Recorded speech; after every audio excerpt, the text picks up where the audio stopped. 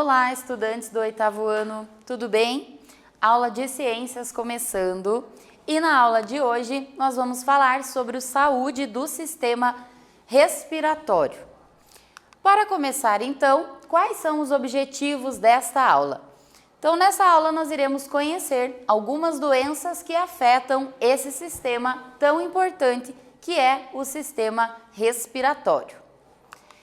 E para a gente começar essa aula então, vamos conversar um pouco sobre essa imagem? Essa imagem é uma cena muito comum em várias cidades brasileiras, cidades grandes. Algumas cidades brasileiras apresentam muitos veículos e, ao mesmo tempo, poucas árvores. Nós sabemos que isso gera uma certa quantidade de poluição. Quais são as principais consequências da poluição do ar? Nós, à medida que respiramos, inalamos mais poluição, estamos mais sujeitos a diversas doenças respiratórias e ao longo dessa aula nós vamos conhecer algumas delas. Vamos dar uma olhada em algumas notícias. Olha só, no site da Terra, a notícia que saiu no ano de 2018. 9 em cada 10 pessoas no mundo respiram ar poluído. Isso segundo a Organização Mundial da Saúde. Se você quiser conferir toda essa matéria, acessa o QR Code, escaneia ele com a câmera do seu celular, que você vai conseguir ler a matéria na íntegra. Mais uma matéria do ano de 2019. No site da Organização das Nações Unidas, ar poluído é um dos principais riscos ambientais para a saúde, diz a Organização Pan-Americana de Saúde. Então, essas notícias são muito comuns e cada vez mais comuns devido, ao aumento da poluição emitida pelos carros, pelas indústrias, a diminuição de árvores e tudo isso é preocupante também para a nossa saúde. Todo esse ar contaminado, seja por vírus, por bactérias patogênicas, seja por gases tóxicos que estão sendo emitidos na atmosfera através da poluição, ou até mesmo poeira, tudo isso acaba sendo um veículo de propagação de diversas doenças respiratórias. Por isso, tentar diminuir a poluição do ar, é uma atitude muito sensata. É não somente se preocupar com o meio ambiente, mas também com a sua própria saúde. E falando então em doenças respiratórias, você sabia que no inverno as doenças respiratórias são ainda mais comuns?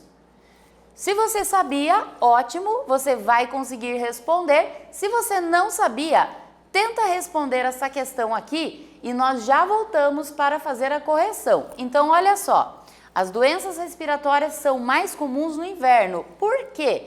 Quais seriam as explicações para isso? Vou te dar um tempinho e já retorno aqui.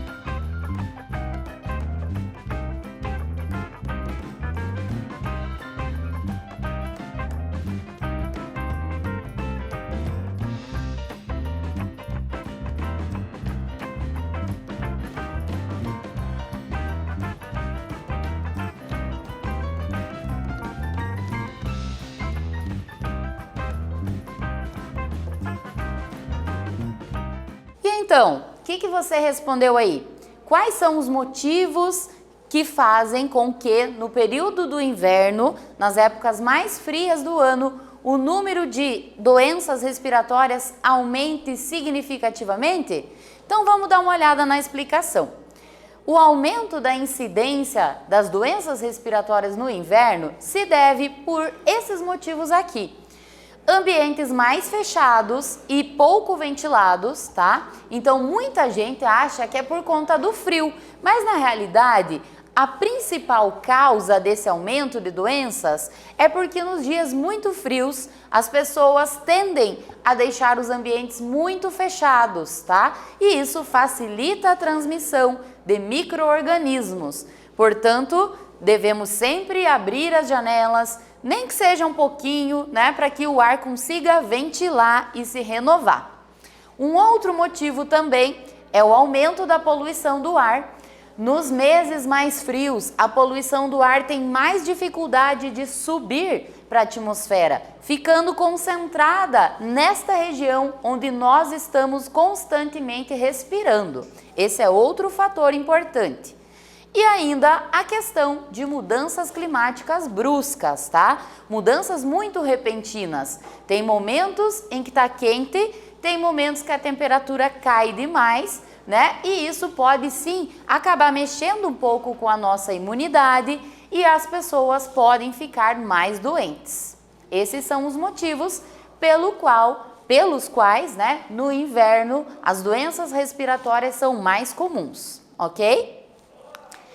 Então, vamos conhecer algumas dessas doenças respiratórias, algumas bem comuns por sinal. A primeira delas que nós vamos falar é a gripe e também um pouquinho do resfriado. Se você achava que gripe e resfriado é a mesma coisa, então agora você já sabe que não, tá? Existem algumas diferenças e você já vai entender. Então essas são infecções virais, tá? Provocadas por vírus, muito comuns, todos vocês já devem ter pego alguma vez, né? Eu também já tive, então é muito comum mesmo.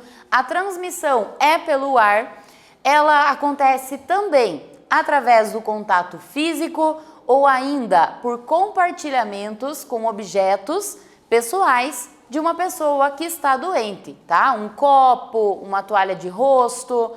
Então, quais são as diferenças? Este aqui é o vírus da gripe, tá? E esse é o vírus do resfriado. Eles são muito parecidos, embora o vírus do resfriado seja um pouquinho mais leve. Então, o nosso corpo consegue mais facilmente eliminar, né? Se livrar desse vírus do resfriado do que da gripe. Então, vamos conhecer quais são as diferenças entre essas duas infecções. Os sintomas.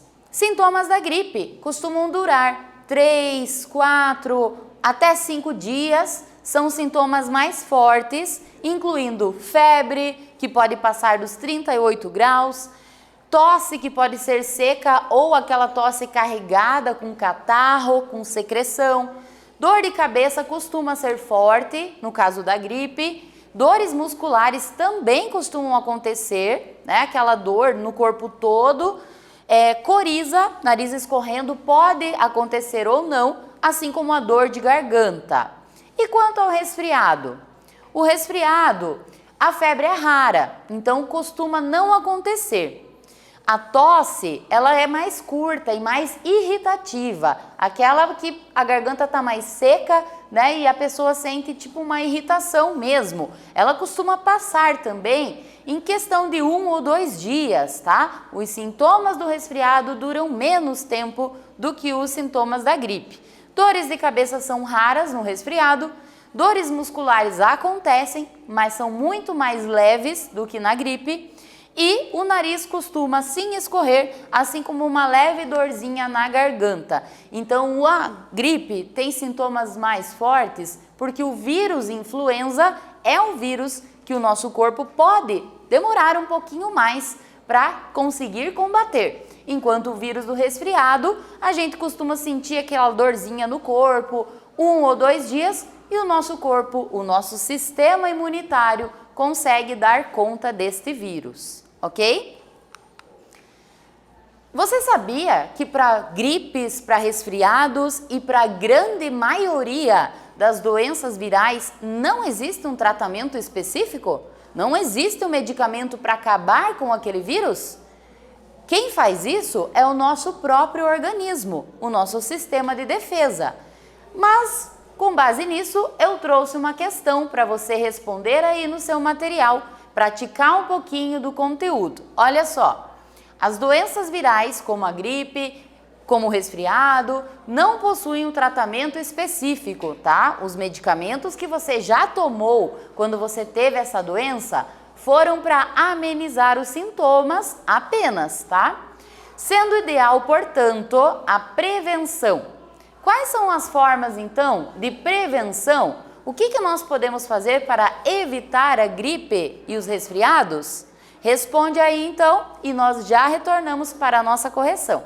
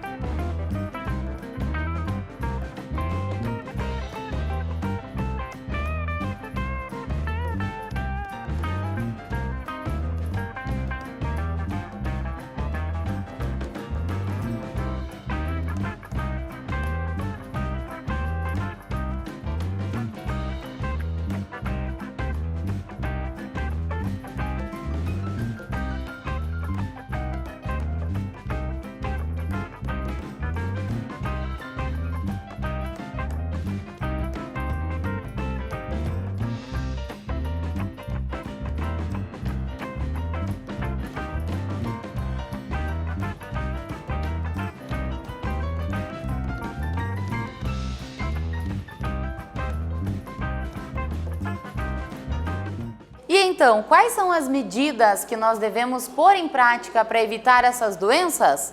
Vamos dar uma olhada para ver se você lembrou realmente dessas medidas? Lavar as mãos frequentemente, tá? Com água, com sabão, principalmente depois que você tosse ou espirra, tá? Ao tossir, não pode esquecer, sempre que vai tossir ou espirrar, do protocolo, né? A etiqueta sanitária básica. Colocar a mão, colocar um lenço em frente, né, antes de espirrar ou de tossir, para não permitir que as gotículas infectadas com o vírus se espalhem pelo ar ou acabem chegando até as outras pessoas. Não compartilhar alimentos, copos, toalhas e objetos de uso pessoal com pessoas doentes ou se você estiver doente. E claro, não utilizar nenhuma medicação por conta própria. Então, ao persistir qualquer sintoma, consultar um médico, porque é ele que vai fazer o diagnóstico correto e vai te orientar qual é a melhor medicação para este momento, tá? Automedicação é prejudicial à nossa saúde. Outra doença respiratória que você até já deve ter ouvido falar é a bronquite. A bronquite é a inflamação dos brônquios, tá? O que vai dificultar a respiração. Então pode ser desencadeada por alergias, por alguma infecção ou até por irritações provocadas pela fumaça do cigarro também, tá? Ou por várias causas juntas. Então olha só essa imagem. Aqui nós temos um brônquio normal, então vejam que ele está bem aberto, bem limpinho, então o ar vai conseguir entrar ali. E aqui nós temos um brônquio todo inflamado. Essa secreção, esse muco ali dentro é o que vai de fato dificultar a respiração desta pessoa. E quais são os sintomas para quem tem bronquite, quando ataca, né, uma crise de bronquite? Os principais sintomas são a tosse com bastante muco, com bastante catarro, tá? E aquele chiado no peito, aquele som, né, de que os pulmões estão ali com dificuldades respiratórias.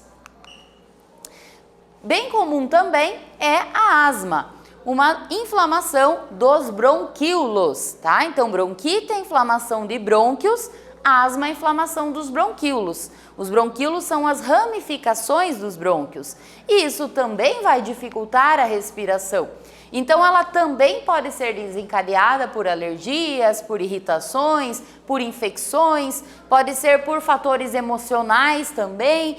Uma atividade física muito intensa para quem é asmático também pode atacar a asma ou até o uso de alguns medicamentos, tá? Então, esse aparelhinho aqui, essa bombinha, tem um produto ali dentro que vai ajudar a aumentar a área aberta, né, ali dos bronquíolos, para facilitar com que essa pessoa consiga respirar. Então, em alguns casos de crise asmática, as pessoas precisam fazer o uso dessa bombinha, tá? Para permitir essa melhor oxigenação ali nos bronquíolos. O que a pessoa asmática sente então? Então ela vai ter muita dificuldade respiratória, chiado também, tosse e principalmente aquela sensação de aperto no peito, né? De quem não está conseguindo respirar. Olha só nas imagens, aqui nós temos um bronquíolo normal, bem abertinho, que facilita a passagem do ar, e aqui um bronquíolo todo inflamado, inchado. Então, olha só a diferença de tamanho, o ar quase não passa, por isso que a pessoa sente tanta falta de ar, tanta dificuldade respiratória. E o que será que essas pessoas que têm asma, que têm bronquite, devem fazer? Quais são os cuidados básicos que elas devem ter no dia a dia para evitar essas crises? Você sabe? Você tem algum familiar, algum amigo, alguém conhecido que sofre disso? Então é a hora de você praticar e responder aí. Quais são os cuidados que o portador de bronquite ou de asma devem adotar para evitar crises da doença? Vamos lá responder aí no seu material?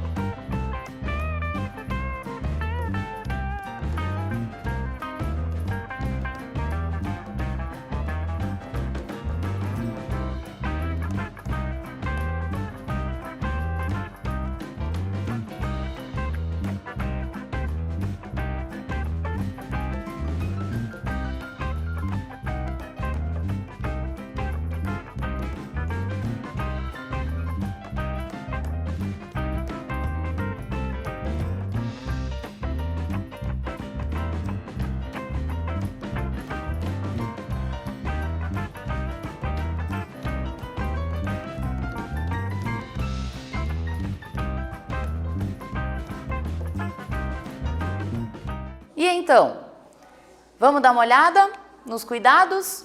Evitar carpetes, pelúcias, tá? Aqueles bichinhos de pelúcia, porque essas pessoas que sofrem de bronquite e de asma, se tiver contato com pelos, com ácaros que se desenvolvem facilmente nesses objetos, vai acabar desencadeando crises, tá? Então é bom evitar. Manter o ambiente mais limpo, com menos poeira, tá? Isso também é importante.